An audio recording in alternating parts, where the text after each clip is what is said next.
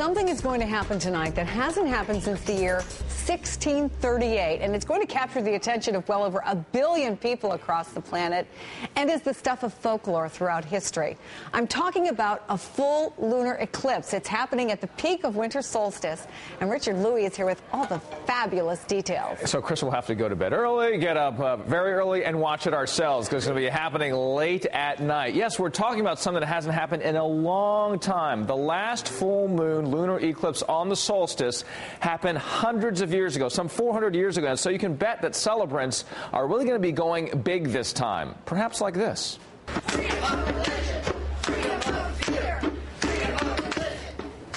All right, now that you see there is a 30-minute Wiccan ritual from the Karelian Nativist Church International.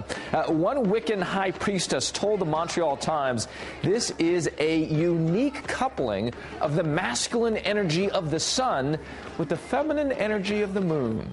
All right, now this icon, as I was watching this entire ritual here, Chris, they circle around the symbol, which I haven't been able to figure out as of yet, but when I know, I'll let you know. It's sort of interesting in terms of what they're doing there. Others, to celebrate this, they're going to be in Portland, Maine. They've got a meditation, chanting. They have crystal singing bowls as well. I don't know what that is. And they also have poetry. There's also a dance ceremony in Oregon. They're just going to dance the whole night away. That kicks off at 7:30 p.m. local, some 4 hours before the actual eclipse begins. Now, this is what all the hullabaloo is about. Pretty simple. The sun, the earth, and the moon, they line up. We all know they get a perfect line. This causes the earth to cast a huge shadow over the moon, causing it to look like this. Bloody red. And we got a picture of that somewhere. Here it is.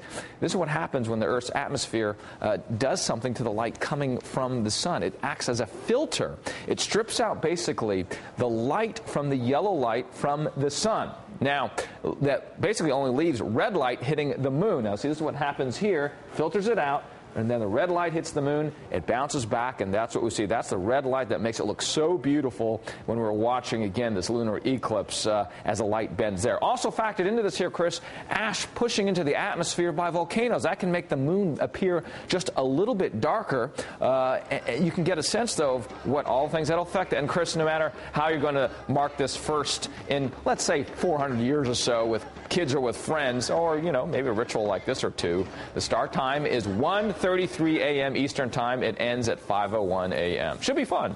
Should be, and just so happens I get up at 3:45 every day. There you go. Thank you so much, Richard.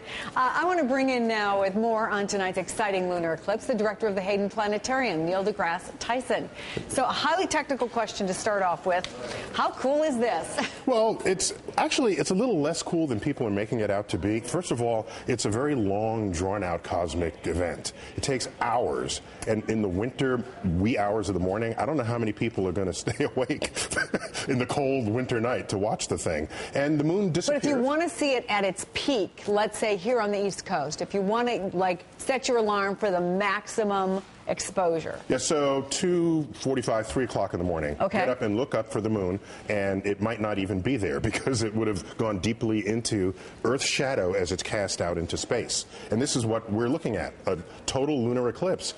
The moon, in its orbit around the Earth, occasionally enters Earth's shadow, and that will happen tonight. But it's not as rare as everyone is making it out to be. It happens about every 2 or 3 years. In fact, there are 2 of them next year. And so what people are getting excited that it's happening on the solstice. Yes. Okay. Well, so will it look different than it looked a couple of years ago?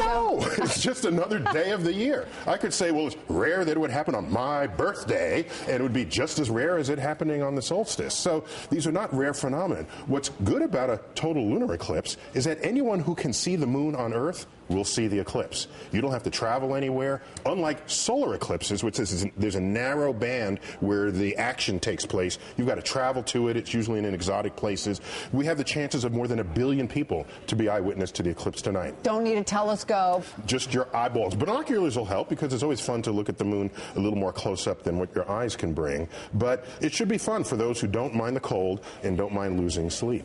Or for those who maybe just have a good view of the moon from their window. It's great to see you, Neil deGrasse Tyson. Where will you be at 3 o'clock? Probably asleep.